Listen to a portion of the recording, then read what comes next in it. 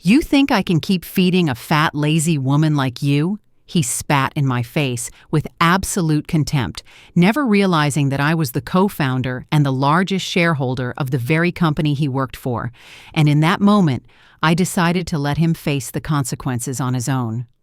I'm glad you're here. If you're watching this video, please hit the like button, subscribe to the channel, and tell me where you're listening from. I sat at the head of the wooden dining table, facing the window that opened toward the darkening Charles River. My name is Margaret Lawson, 62 years old, widowed. My husband's photo hangs in a place of honor in this house, taken on the day Blue Harbor Group was founded, his hands still covered in cement dust. I set the pot of chicken soup on the table, absently brushed my wedding ring, then pulled my hand back as if I'd touched fire. The door opened. Daniel came home late, his suit still carrying the scent of expensive cologne. His eyes swept over the dinner table like a checklist, while his other hand flicked through his phone to check his schedule. I pulled out my chair, avoiding small talk that didn't need answers. He sat down, gave a polite nod, loosened his tie. I need some peace and quiet to focus on next week's deal.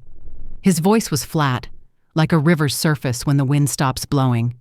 I understand, I said softly. Eat something, then get back to work. My question stayed unspoken between us, like a cup neither of us dared to lift. He ladled some soup, blew on it, then set the spoon down. You know, Mom, Blue Harbor Group isn't what it used to be. I've got a lot on my plate. The press, shareholders, those safety reports. I can't afford distractions. I looked out the window. On the water, the lights from the Longfellow Bridge stretched into streaks. I said nothing more. Years on construction sites had taught me one thing. When the concrete is still wet, don't go sticking your hands in it. Dinner went on with the faint scrape of knives and forks. Daniel talked about meeting schedules, difficult clients, quarterly reports, everything sounding like boulders he was pushing uphill alone. I poured the wine, the dry scent of black grapes mixing with the clean smell of soap on his wrist. You know, he said, you've been asking too many questions about internal affairs. You're not part of it anymore. That last sentence hit heavier than it sounded. I ask because I used to be part of it. And because I want to help you. He gave a small laugh, not a happy one. That was a long time ago. Things are different now.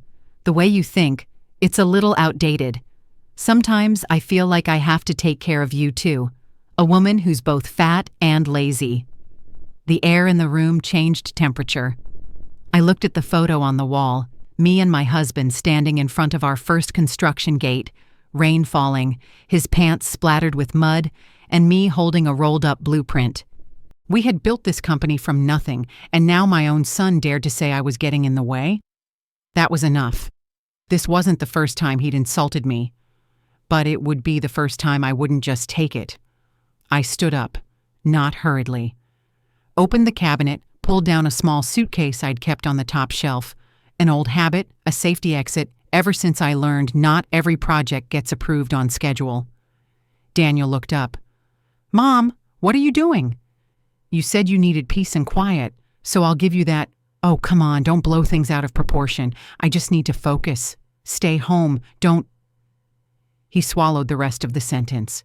Maybe he saw the line I'd just drawn, thin as a sheet of paper. I didn't argue. There's nothing to fix in a room built on crooked steel. I walked toward the door, grabbed my coat. When I turned the lock, the click sounded longer than it ever had before. Outside, the Boston autumn air was dry and cold, the smell of damp leaves and river wind. I pulled up my collar and stepped down the porch. The door closing behind me sounded like a signature. A taxi waited at the corner. I gave the driver an address in Cambridge, and he nodded. The car slid past rows of red brick into a city dimming for the night. As we passed Blue Harbor Group's headquarters, the glass facade caught the late light, shining back like the eyes of someone who couldn't sleep. I leaned my head against the window. My reflection overlapped the company's logo, bending and warping with the road's rhythm.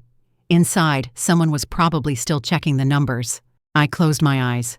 The smell of wet cement from that first groundbreaking day came rushing back. My husband smiled, handing me a pair of gloves. Put these on. Today, we pour the foundation I slipped my hands in. Cold, thick, solid. We stood shoulder to shoulder, watching the gray mixture spill into the frame. Neither of us talked about the future, just checked the vibration, the level, the strength. My phone buzzed in my pocket. I opened my eyes. The screen lit up with a name I hadn't tapped in years, Edward Mills. A single message appeared, like someone pressing a flashlight into my hand before I stepped down into the dark basement of my own house. If you need them, I still have the old records. Morning in Cambridge began with the low rumble of buses on the street and the smell of coffee drifting from the cafe on the corner. I opened the window of my small apartment, looking out toward the red-tiled roofs near Harvard University. The room was neat. A wooden table, a folding chair, a thin bookshelf. I set my phone on top of my notebook. Edward's message from last night still there, like a stamped reminder of an unfinished appointment. I opened my laptop. The annual report of Blue Harbor Group came up, those familiar blue charts filling the screen. I read slowly, my highlighter gliding over the numbers. Internal consulting expenses had been rising quarter after quarter, without explanation, with only vague notes about cultural optimization. I wrote, unusual increase. No measurable results indicated. The workplace safety section showed that minor incidents had dropped sharply in one quarter, so sharply it seemed impossible. I circled it. Unrealistic drop following prior media coverage. Next to it, the industry news mentioned several lawsuits involving Shell contractors registered in Delaware. I opened a browser window, took screenshots, and pasted them into my notes file. My hands paused on the keyboard. An old rule came back to me. When the numbers look too perfect, something's definitely off. The family diner on Mass Avenue still smelled of fried oil and dark roast coffee. Edward Mills was already there, coat on the rack, a large box of files tied with rubber bands sitting in front of him. His hair was silver now, his eyes bright but calm. "I ordered you some fried eggs," he said, brief as if sending a file. "We eat first." Then we opened the box. I smiled. "Edward, you always save the most important part for last." "Occupational habit," he shrugged. "Auditors never rush the reveal." He pulled the box closer, untied it, and lifted out neatly numbered folders. On the top sheet, drawn in thick marker, was a simple diagram. Blue Harbor Group at the center, with arrows spreading to a few strange company names in Delaware, then branching off to several consulting accounts. "Delaware's where a lot of companies like to register," he said slowly, as if lecturing a class. "Convenient and discreet. If someone wants to move money around, they can use paper-only companies. The funds pass through enough stops that, by the end, no one knows where they landed." "So the flow itself is the real map," I said. "Exactly." He tapped the paper with his pen. "I've marked 3 categories. Core, for the contractors that keep reappearing on major projects. Middle, for those that slice up payments. And Ghost, for those that flicker once on a document and vanish. Blue Harbor's cultural consulting fees are starting to appear in that chain." I looked at that familiar name. The water in our glasses trembled with the passing train. "We'll need a legitimate way in," I said. Edward nodded. "You'll return as a corporate culture advisor, ethics training, anonymous surveys, codes of conduct, all perfectly reasonable. Meanwhile, I'll keep tracing the money from the outside." "Good." I touched the folder's edge, sealing the agreement. "No spotlight." He smiled faintly. "We built that company from the first brick together. I promise you, we won't let anyone tear it down." We ate in silence. The diner radio hummed a soft country tune in the corner. I thought of that glass facade in Boston, the lights burning all night, the day my husband and I watched the first batch of concrete pour, everything heavy, solid, real. What I was about to do needed to be just as heavy, just as real. That afternoon, we sat in my apartment. Edward spread a large sheet of paper across the table, ruled it like a game board. He stuck on colored notes, red for core, yellow for middle, gray for ghost. From Blue Harbor Group, the line stretched toward Delaware company names, then slid to the consulting accounts. "This is the framework," he said. "Every time the system issues a payment that matches the pattern, I mark a dot.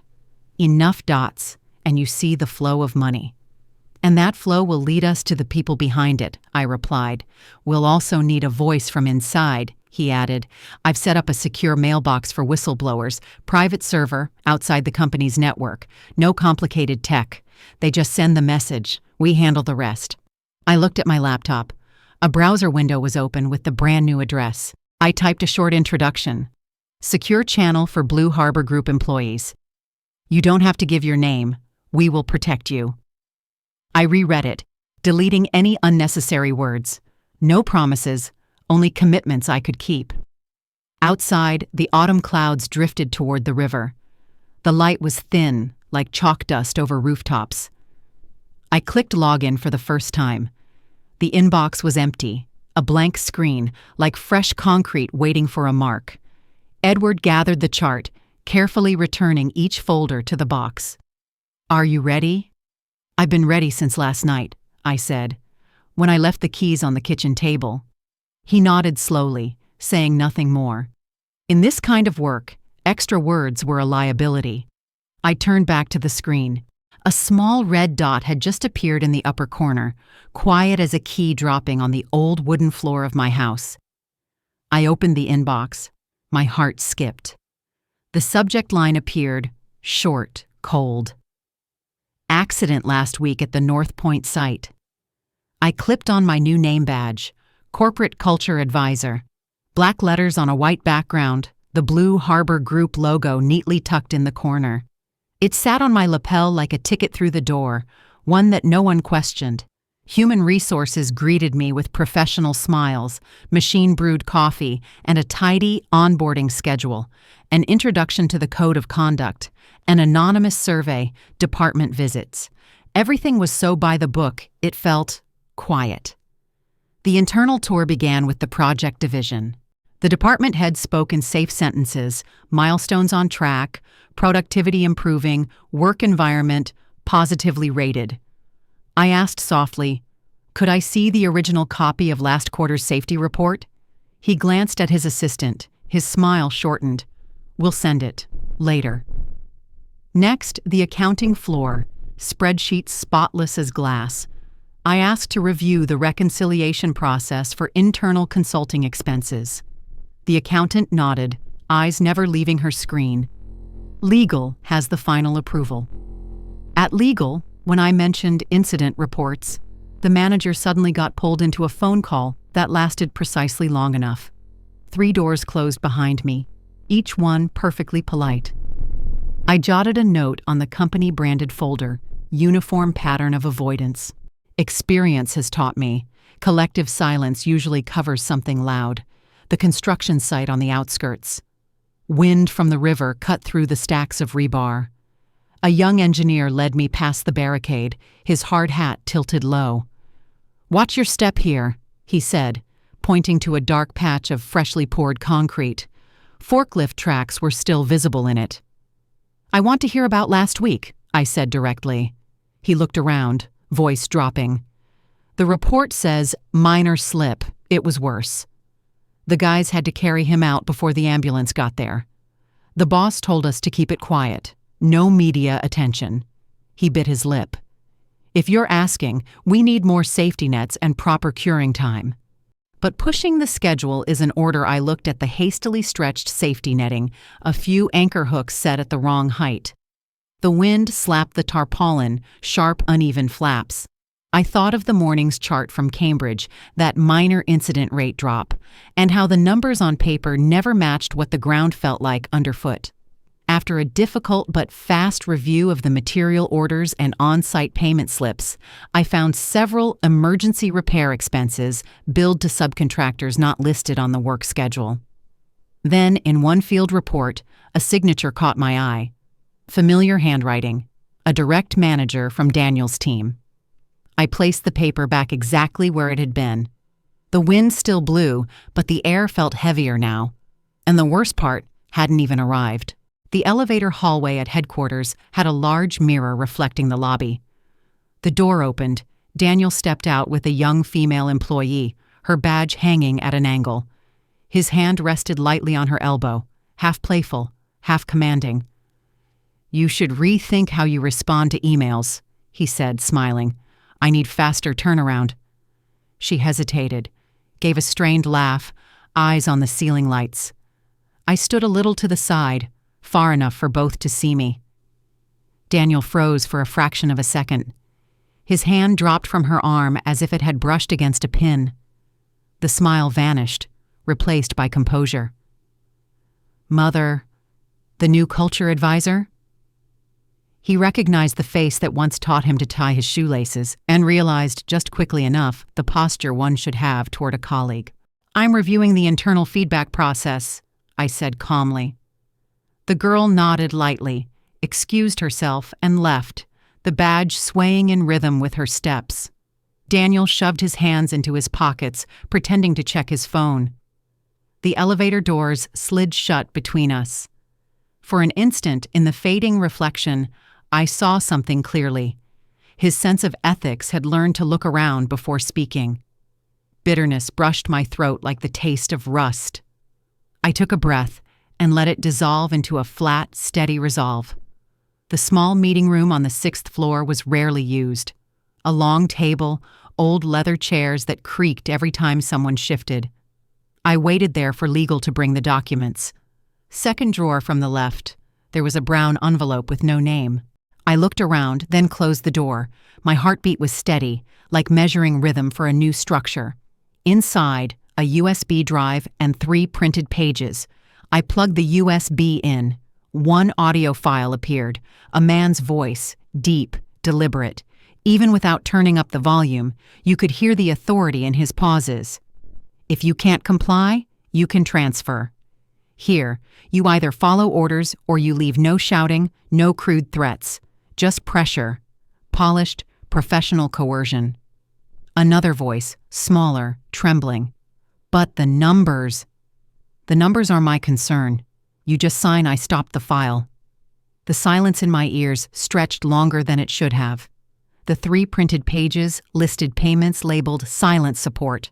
No company logo, only transfer IDs, dates, and internal codes. After a quick but careful cross-check with my earlier notes, several points matched exactly. After an accident, after a complaint, after a late-night meeting. I made photocopies, put the envelope back where I found it, wiped the table with a tissue, as if no one had stayed there too long. Outside the room, I texted Edward. "Send data through the secure channel in 15 minutes. When the files were safely stored in the private archive, my phone buzzed. Edward's reply came. 5 words, no punctuation, no extras. Begin connecting the dots. The whiteboard lay in the center of the kitchen table in the Cambridge apartment, beside a teapot still steaming. Edward spread the papers across it like a campaign map. I stood by the window, listening to the streetcar glide along Massachusetts Avenue, then turned back toward the table. "We start here," Edward said, pressing his pen to the center square and writing Blue Harbor Group. "The money flows out through contracts with several companies in Delaware." He drew arrows toward smaller boxes, labeling them with strange, unfamiliar names. From there, it's routed through consulting fees to accounts in the Cayman Islands. "Why so roundabout?" I asked, though I already knew the answer. "To obscure the source," Edward said evenly. "It's like asking 3 people to pass along the same envelope. By the time the 4th person opens it, only the first and last know what was inside. Delaware offers plenty of registered shell companies. Cayman provides closed accounts. The more hands it passes through, the fainter the trail." He drew thin arrows, noted the dates. "Here's where the cultural consulting costs spike unnaturally. And here," he tapped another box, "is the date of internal payment approval. The consulting invoices match those approval dates exactly. The calendar entries aligned like clock hands, each click marking another sum disappearing from the surface." I leaned on the table, looking at the web of marker lines spreading across the board. The diagram wasn't pretty, but it told the truth better than any speech. That night, I opened a drawer and pulled out an old photo album. The cardboard edges were frayed, the corners of the pages peeling. Daniel, age 7, stood on his elementary school stage in a plaid shirt, holding a plastic flute. The photo was taken from the side. Half the seats were empty. I hadn't been there. I'd missed it for a late meeting at the Southern construction site. I had texted his teacher an efficient apology, then made up for it with another night shift. The boy in the picture looked toward the camera, not seeing me. The next page showed the opening of Blue Harbor Group's first project. My husband and I stood by the gate, the banner drooping in the rain. The company logo was printed slightly off-center, but we smiled anyway. I touched the words Blue Harbor. It felt like a milestone, an unfinished promise. What exactly did we pass down to our son? The question came out without sound. Work until you forget the clock? Chase results before people? Or worse, stay silent when you should speak? I closed the album. A thin layer of dust coated the cover. One swipe of the hand and it would scatter. The next morning, Edward arrived with the look of someone who had found the one piece that didn't fit. He set a thick stapled packet in front of me. "The cultural consulting expenses. This round's gone up sharply," he said, signed by someone on Daniel's team. The description's vague. Assessment of workplace behavior, recommendations for improvement. All tied to a project code managed by his group. I flipped through several pages, stopping at the appendix. No reports of findings, only invoices and receipts. After a difficult but quick cross-check against what I'd already collected, the money trail appeared. Contract issued, consulting fee received, then scattered into smaller outgoing payments, each stop shedding another layer of identity. "Your cover has been pulled into the chain," Edward said quietly. I leaned back in my chair, staring at the printed title Corporate Culture Advisor. The heat that rose in me wasn't anger, but the sharp burn of realizing my name had been used to legitimize what violated its very meaning. If they use my name to cover the lie, I'll use the truth to tear it off, I said, each word deliberate. Not loud, but leaving no space between syllables. Edward nodded, as if approving a blueprint that had just passed inspection. I opened the internal directory and sent out a string of written requests. First, cross-audit between projects, accounting, and legal for all consulting payments over the past 3 months. Second, immediate retention of all hard copy invoices from the past week. Suspend scheduled document purges.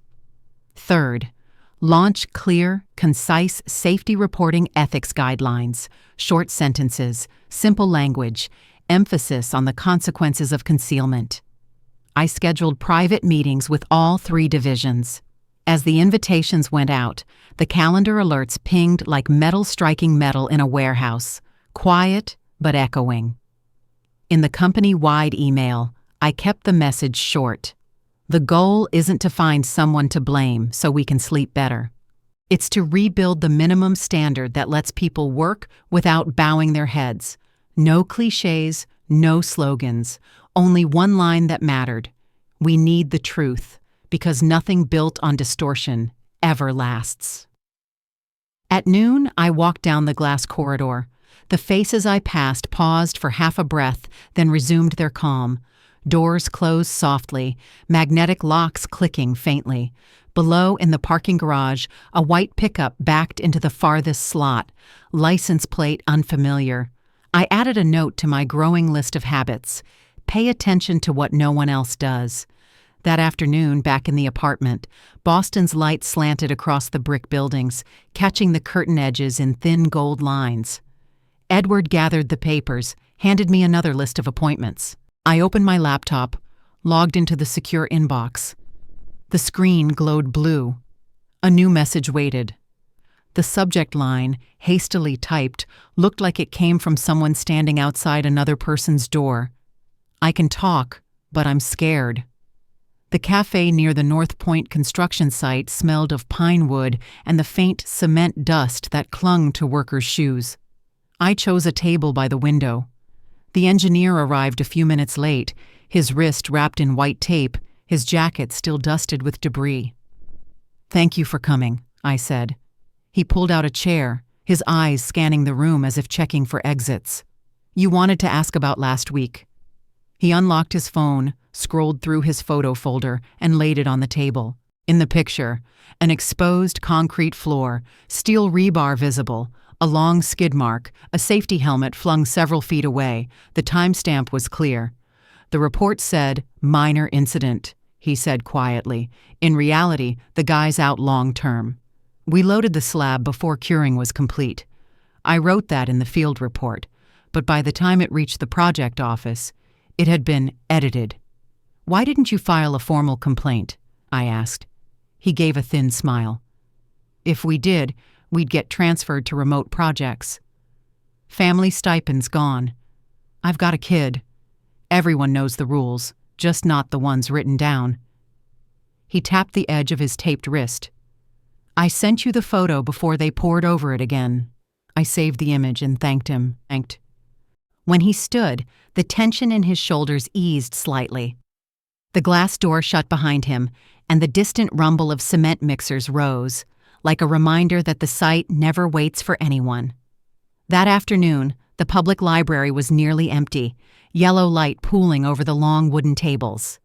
A young accountant sat across from me, hair tied back, a bundle of printed sheets in her arms. "I only have 10 minutes, she said, sliding the papers out. Spreadsheets, rows and rows of short-term consulting entries, repeating weekly, every amount precise as a machine.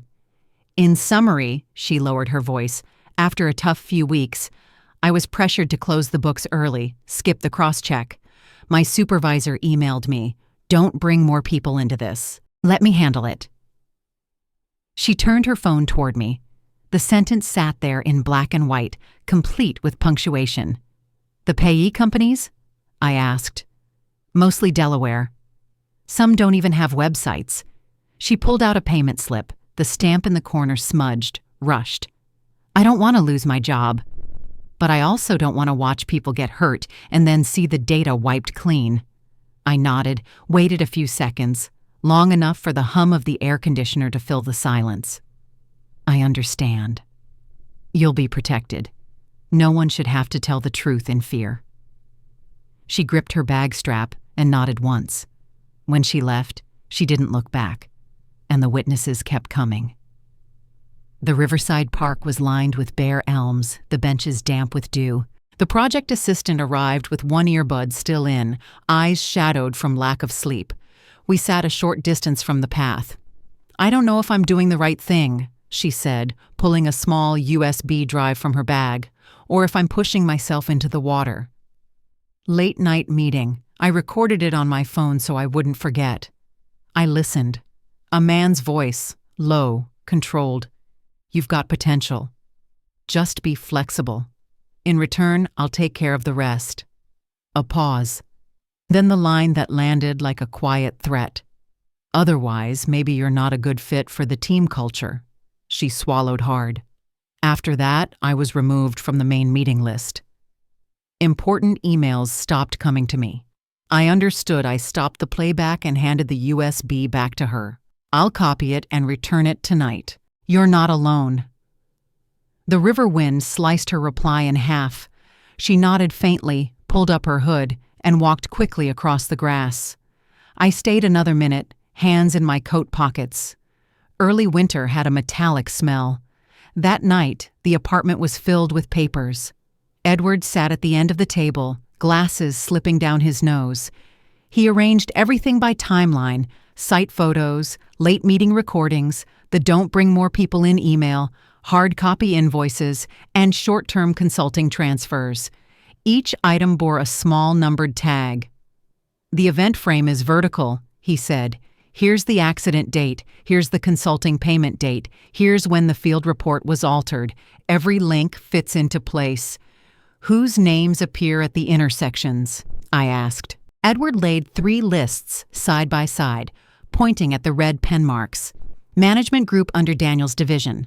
After a careful review, the irregular payments matched precisely with internal decision dates. We discussed safety measures, anonymizing witnesses, separating identity data from content, contingency plans for legal pushback. On the cover sheet, I wrote, "Private debriefs, independent legal counsel, protection first." Edward leaned back and exhaled. "The structure's set. Now we need one blow to knock the mask off." I glanced at the clock. In construction, time is always the strongest force. It's the same with justice. But Daniel had already sensed the danger closing in, and he began to move.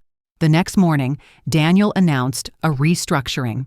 The internal email was long and polished: optimization of resources, renewed focus, greater efficiency. The attached transfer list was unsettlingly familiar. The North Point engineer reassigned to a distant project. The young accountant moved to storage. The project assistant placed on rotational leave. I stared at their names for a long time. By noon, the PR firm Daniel had hired began circulating articles praising Blue Harbor Group's swift modernization, dismissing all baseless rumors. On the 6th floor, the photocopier was locked with a new code. An internal memo instructed, "No document sharing outside the network. All requests must go through communications." Walking the hallway, I saw shoulders tighten slightly as I passed. Fear spreads faster than any memo. That evening, I opened the small safe and took out the seal of the Lawson Family Foundation. I signed the directive requesting an independent audit and the release of selected non-sensitive data to employees: number of workplace incidents, response times, reporting procedures. I sent an official letter to the board of directors calling for an all-hands meeting within 72 hours with the agenda attached: safety, transparency, whistleblower channels. Edward watched as the seal pressed into the paper, the ink dark and heavy, like fingernails digging into wet paint. "No more waiting," I said. He nodded. "You just poured the foundation." Tomorrow, we raised the frame. I turned on my laptop and logged back into the secure inbox. The new message icon blinked. I clicked. One line. No name, no greeting, no punctuation. "Tonight, parking garage basement. I'll bring you what you need." The Boston headquarters auditorium had its lights on early. I stood below the stage, looking up at the large projection screen as it ran through a test loop. The tech crew tapped rhythms on the microphone, adjusting the sound. By the doorway, staff were putting up a new sign. "Scan the code to download the summary of evidence. Anonymous." Barcode scanners sat on metal stands, their cords arranged neatly like an electrical diagram. Edward handed me the final checklist: recordings, site photos, hard copy invoices, the money flow chart. He touched each item with a fingertip, counting them off like soldiers before a mission. "The independent legal teams arrived," he said, eyes flicking toward the middle rows. I saw them seated, notebooks open, silent. No one spoke loudly. The air felt like a concrete pour about to begin, taut, restrained, waiting for release. When the clock hit the exact hour, I stepped onto the stage. The room fell quiet. The lights focused, warm against my shoulders. "I'm Margaret Lawson," I said, voice no louder than it needed to be. "We're here for 3 things: transparency, safety, and respect for people." I pressed the remote. The screen displayed the legal document confirming me as co-founder and controlling shareholder through the Lawson Family Foundation, complete with seal. I didn't look toward Daniel's section. I looked out at the entire room.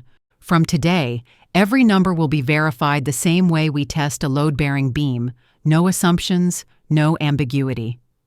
From the back rows, a few mid-level managers exchanged looks, their chairs rubbing against the carpet. The old order had just cracked. I advanced the slide. A short clip played. The North Point construction site, exposed rebar, a long skid mark, a safety helmet lying yards away.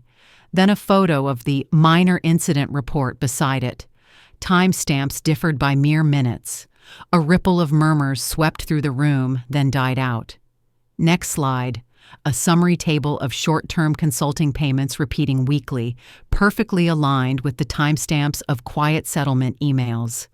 I pointed directly at the date axis and approval marks.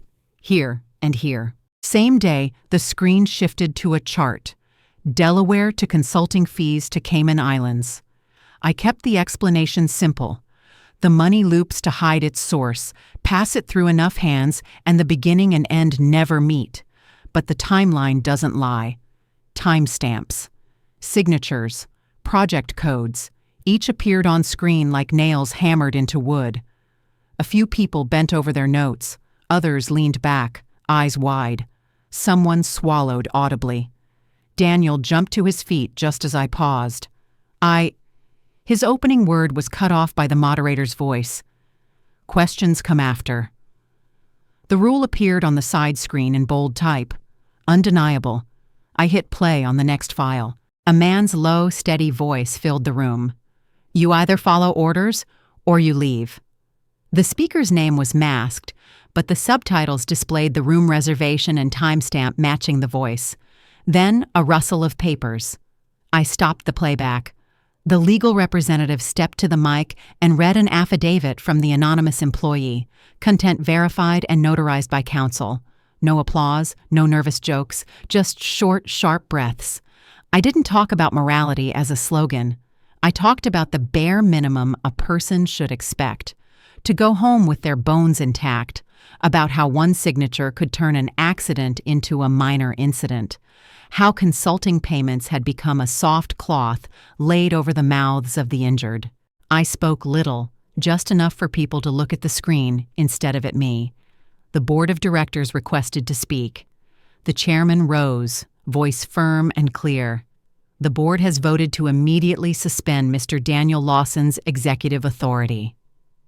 An independent investigative committee will be formed. The initial evidence package will be forwarded to the Securities and Exchange Commission and the Department of Justice. The room shifted its weight from chair to chair. I heard the click of a pen snapping open. Daniel remained standing. His face was pale, lips pressed tight. He turned, searching for an ally's eyes. There weren't many. I stepped back to the microphone. There will be a channel for those who want to tell the truth without losing their jobs. Starting this afternoon, a green box will be placed in the lobby. Anyone seeking legal advice will be connected to counsel. Free of charge. No retaliation. Any act of retaliation will be treated as a major violation. I looked around the room. We build houses. Every one of them follows strict standards. So should we. When the lights brightened for closing, 2 security officers quietly escorted Daniel out. He didn't resist. His jaw was locked tight. I didn't watch him go. I looked instead at the faces in the middle rows, confusion retreating, replaced by a different kind of fatigue, the kind that follows a deep, steady breath. I stepped off the stage. Edward handed me a bottle of water, voice low. You did fine. I nodded. My throat felt dry, like walking through a basement thick with dust. The phone in his jacket pocket buzzed. He glanced at the screen, frowned, and showed it to me. A text from an unknown number. No name. No explanation. There's still an off-book fund that hasn't surfaced. The morning after the meeting, the news covered every screen. Financial channels broke into commercials to talk about Blue Harbor Group. My phone buzzed non-stop. Partners demanding explanations, banks asking for updated risk assessments, employees emailing, how are we supposed to file safety reports from now on? HR called, we need guidance on how to support crews dealing with accidents and rumors. Some people haven't slept for nights. I gathered the interim executive team and asked for short, clear, unambiguous materials. Accounting reported that, after a difficult few days, they had assembled a provisional cash flow chart to stabilize operations, wages, materials, ongoing contracts. People first, I told them, then the numbers. They nodded, eyes still red from too many late nights. That afternoon, in the 10th floor conference room, the board of directors sat in a semicircle, the lights soft and deliberate. I opened a slide titled The 90-Day Rule. Line 1, A full independent audit of all consulting fees and safety expenditures. Line 2, replacement of the compliance head. Line 3, a mandatory ethics course for all management levels with final testing. Each line was paired with a deadline and a responsible party. "We need a calendar we can measure," I said, laying out a large printed chart. Columns marked safety, incident reports filed on time, investigation duration, transparency, percentage of non-sensitive data released, and employee feedback, participation rate in anonymous surveys. The board voted to grant temporary authority to the interim executive team. I would oversee strategy without micromanaging. We signed the minutes. The ink dried quickly. That night, the apartment was quiet. I opened an old mailbox and sifted through years of emails. Between a forest of site updates, one message stopped me, a note from Daniel's elementary school teacher. "Parent meeting tomorrow afternoon. We hope you can attend." Below it was my reply, sent at 2:13 a.m. "I'm sorry. The southern site has accelerated its schedule. My husband will attend in my place. He hadn't." Daniel's photo from the scrapbook flashed in my mind. The boy with the plastic flute, staring down at empty seats. I accepted my part in that. Small cuts time never stitches back. But I refused to use it to excuse what Daniel had done to others. I placed my hand on the cover of the notebook and whispered to myself, "Regret exists to correct, not to justify." The next day, legal called. Daniel's attorneys had filed a motion to invalidate part of the recording for lack of context and requested a temporary injunction against releasing data. I read the petition carefully. The arguments were familiar: selective quotes, missing segments, bad faith interpretation. "How do we respond?" the company's legal counsel asked. "Add the context," I said. "Don't argue in the press." Edward was already in the room, spreading out the witness list. He called in several people who had attended those late meetings. Our team rebuilt the file, verified meeting room bookings, entry logs, email invitations, and early drafts of minutes before they were altered. Every piece was matched with an independent witness. I reminded the team, we don't win with noise. We win with timelines and consistency. Toward evening, the secure inbox received another anonymous message, this time about the off-the-books fund. The sender's note was short. An external hard drive is hidden in the old equipment room, technical floor, green steel cabinet, bottom drawer, loose dial lock. Attached were grainy parking lot photos and an access log showing the same white pickup truck entering after hours every Wednesday night. I weighed the risk. The technical floor was a restricted area. Going alone would invite a counterattack. I called the head of internal security and requested that he come with the company's attorney. "No one acts alone," I said. "Every step must be documented, witnesses, written reports on site." We waited until everyone was present. The wind hissed faintly through the lobby doors. When security pulled up the camera system, 4 black and white feeds appeared on screen. In the lower corner, the hallway leading to the old equipment room showed a flickering light. A man entered, dark jacket, canvas bag in hand, moving quickly. He looked around, swiped a card at the first door, denied, then moved to the second. He turned just enough for us to recognize him. A mid-level manager from the project division, silent during that morning's meeting. "Zoom in," I said. The image blurred, then refocused. He fumbled through his pocket, pulled out a ring of keys, unlocked the door, and stepped inside. The door closed behind him. The hallway light kept blinking. The security chief turned to me. "Do we go now?" I stood up straight, gripping the edge of the table. The line between mother and guardian of the company's legacy felt as thin as an electrical wire running across the ceiling, one spark away from fire. I spoke slowly, clearly enough for everyone to hear. "Call legal. Lock down the technical floor exits, and document everything." On the monitor, the equipment room door opened slightly. The man reappeared, still holding the canvas bag. He glanced at the camera as if sensing our eyes from afar. My lips went dry. There wasn't much time left for civility. "Go," I said. Now.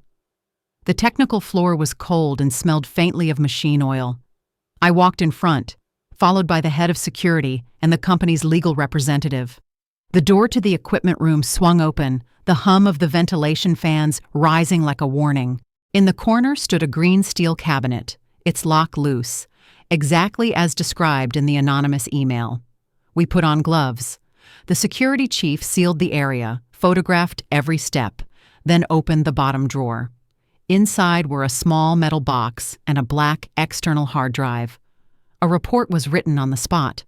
I didn't touch anything but the pen. They placed the drive in an anti-static bag, sealed it, signed it. Our small group moved down the empty hallway, cameras overhead blinking red as they tracked us.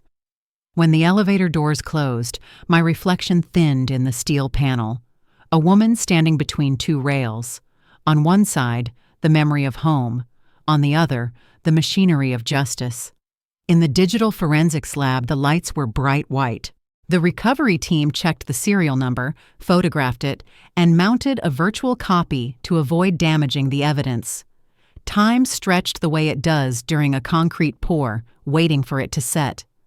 After a painstaking process, the screen bloomed into a dense folder tree. The technician's fingers flew across the keyboard, opening the first spreadsheet. Rows appeared. Silent support, bonus month, special care. Next to them, columns for transfer dates, amounts, and strange notations. He opened the second sheet, recurring transfers, every week, without fail. The third listed recipients, names that matched the people from our testimonies. I exhaled, not in relief, but as if placing the final block of concrete into its mold. "Back up 3 copies," I said. "1 to submit, 1 to archive, 1 in reserve." Edward nodded. His face didn't relax, but the weight in his eyes lightened. By noon, the Boston headquarters lobby had a small podium set up, 2 microphones, a deep blue backdrop.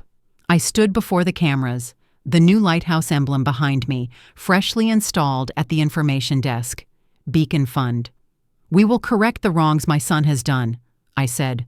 "The Beacon Fund will support those who were harmed, psychological counseling, legal fees, job retraining scholarships, and emergency aid when needed. The fund is financed through company profits and my own personal contribution. I emphasize 2 points: absolute anonymity for whistleblowers and 0 tolerance for retaliation." Behind me, employees gathered in a quiet circle. Few held their phones. Most simply looked straight ahead.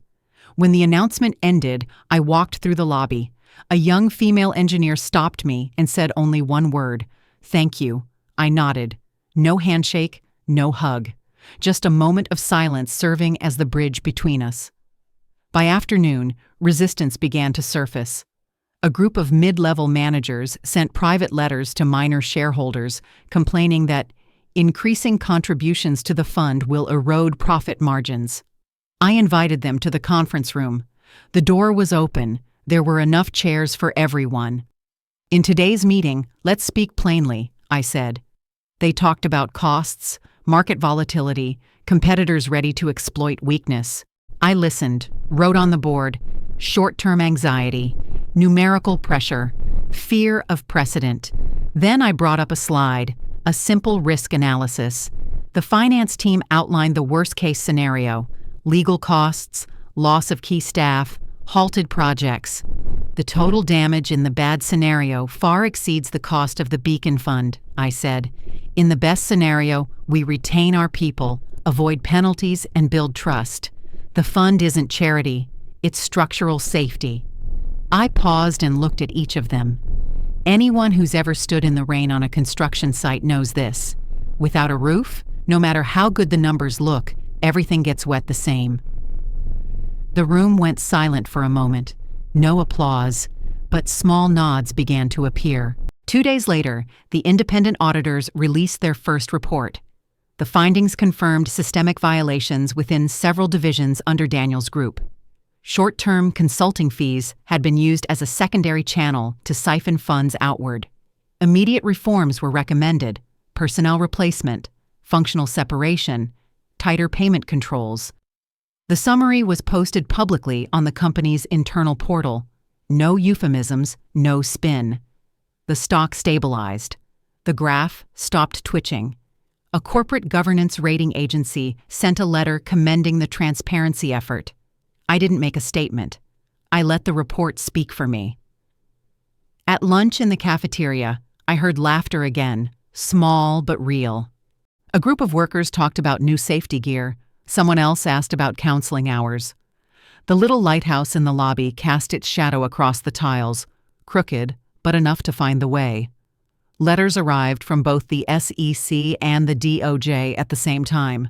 Requests for records, lists of individuals involved, interview schedules. I convened the internal legal team. Submit everything proactively, I said. Don't wait for them to ask. Every copy must be cross-verified. Preserve all physical evidence. We assigned responsibilities.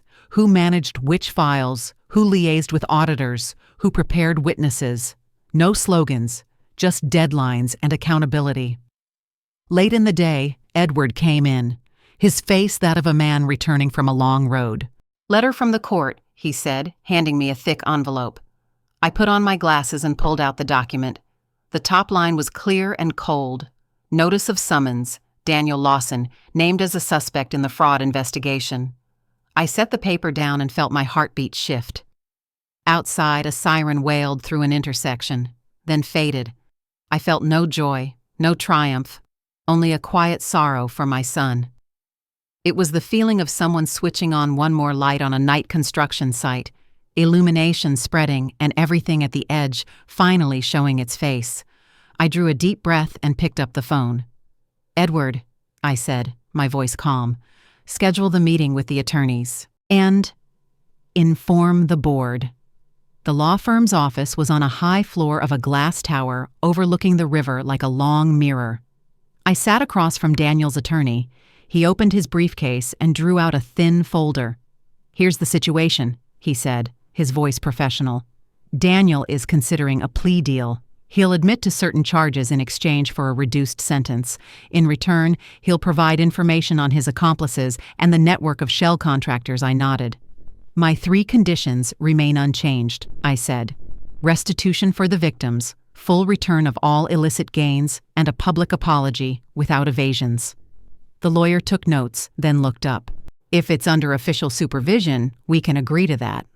After a long, difficult session, each clause was locked into place. Submission timelines, oversight mechanisms, the list of documents Daniel was required to turn over.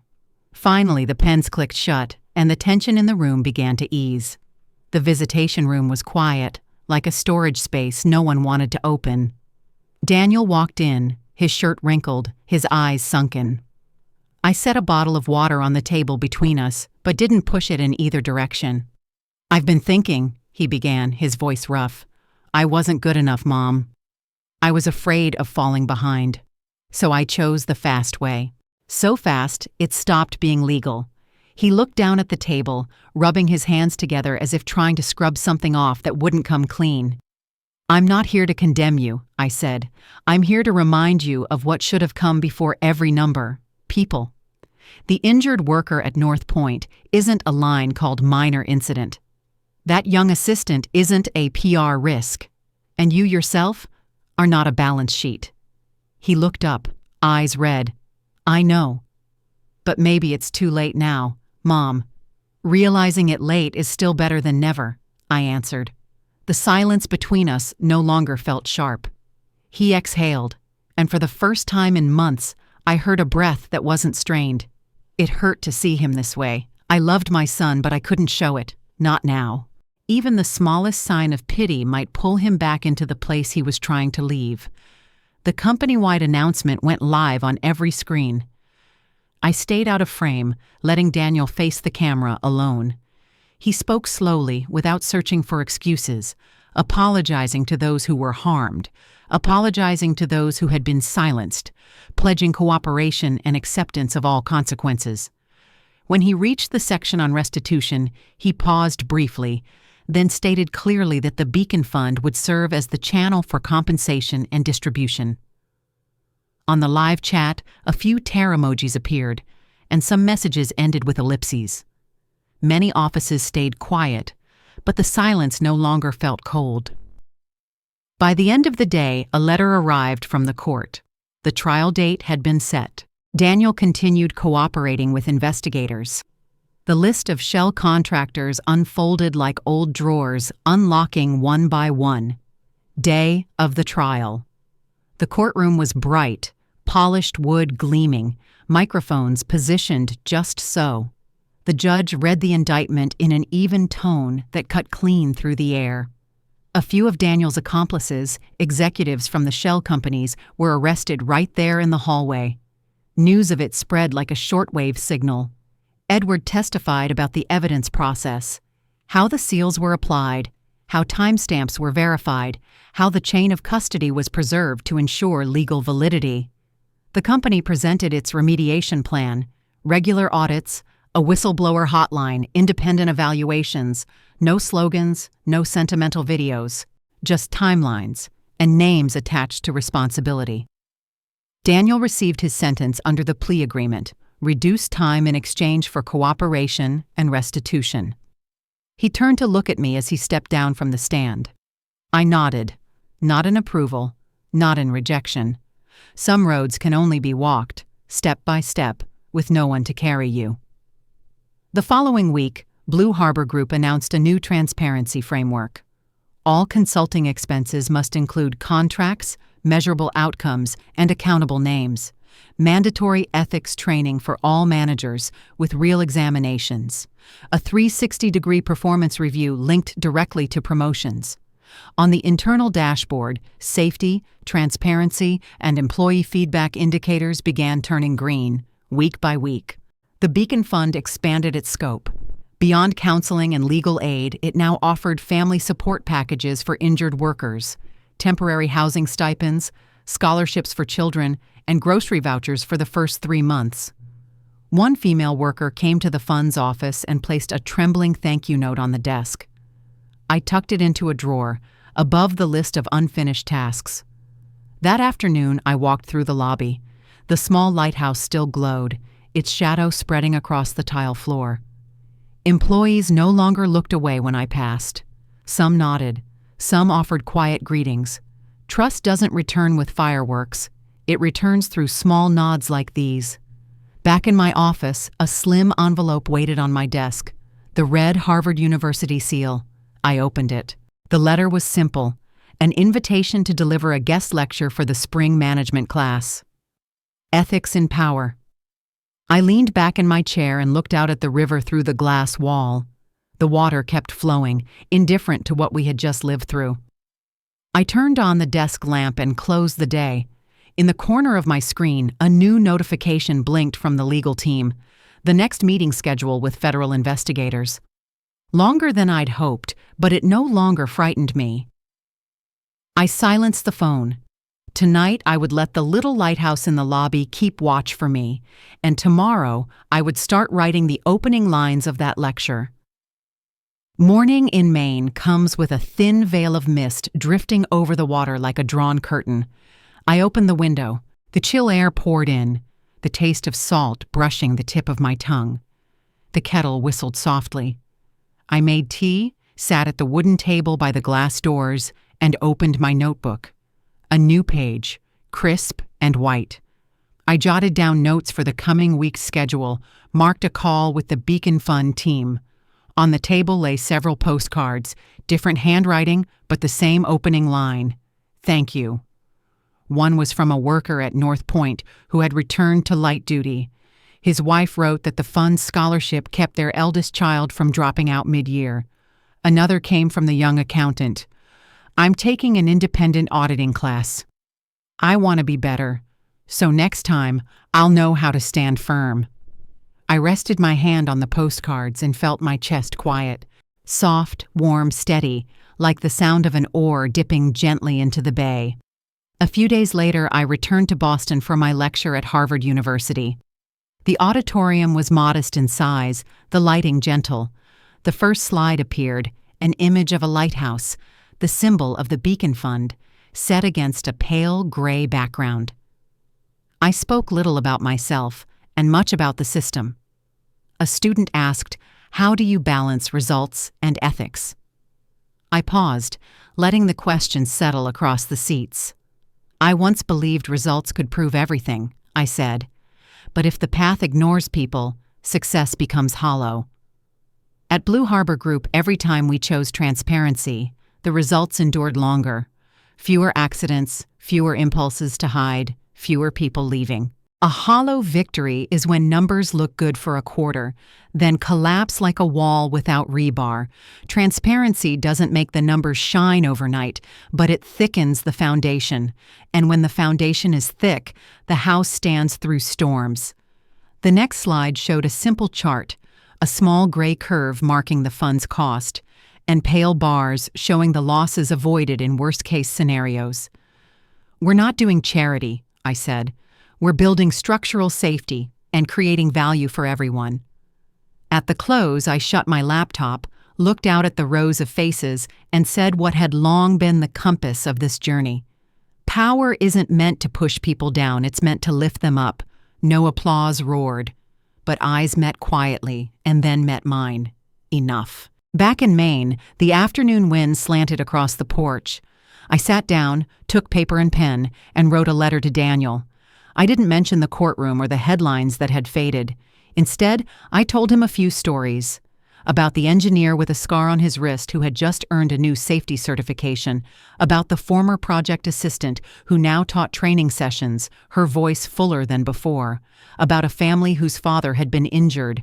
How they'd been given temporary housing for 3 months, and how their children walked to school again each morning. I wrote clearly, "Making things right is a long road, not a day in court. It's a series of days, owning a bit more, facing one more time, picking up what you once dropped. You don't have to win everything, son. You just have to keep standing up." I signed my name. No extra words. Folded the letter into thirds, slipped it into a white envelope. I leaned back in my chair, looking past the railing. The sunset fell in great pieces onto the water, pulling with it the cry of seagulls veering toward the rocky shore. The distant lighthouse blinked 3 times, then paused, its rhythm one I now knew by heart. The early evening wind carried the scent of sea salt and pine from the trees behind the house. I closed my notebook, laid the pen across it, like setting the final brick on a finished wall. In my mind, Blue Harbor Group no longer appeared as a glass tower, but as an open construction site. A place where people spoke honestly about risk and responsibility. I reminded myself of what the company had truly learned, that people are the strongest foundation of any structure. Without them, every process is just paper. With them, the numbers finally have a soul. I stood, closed the porch door. Darkness over the bay rose slowly, evenly. Somewhere, a small boat had cut its engine, letting the water carry it home. Waves met the rocks in steady rhythm, not loud, but unyielding. I listened, like hearing the heartbeat of a house that had found its breath again. The door closed with a quiet click, solid, certain. Peace had an anchor. The story you just heard is fiction, but every detail carries the breath of truth. Companies that look solid yet rot from within. Mothers forced to choose between love and justice, and those who dared to break the silence to reclaim their dignity. Names and details have been changed to protect the identities of those who might be recognized. We tell this story not to condemn, but to remind you, justice doesn't always begin in a courtroom. Sometimes it begins in a small kitchen where a woman sets down her wedding ring and says, "Enough." If you've ever felt small inside a system too big to change, remember this: truth only needs one person to begin. And if you believe ethics aren't a luxury in the modern workplace, share this video so more people dare to look wrongdoing in the eye and speak what's right. And don't forget to subscribe. Here, every story is a reminder. Real power doesn't lie in controlling others, but in the courage to keep yourself from becoming what you once despised. On the final screen, we leave you with 2 more stories, of truth, of redemption, and of those who rose from the rubble. I promise, you won't be able to look away.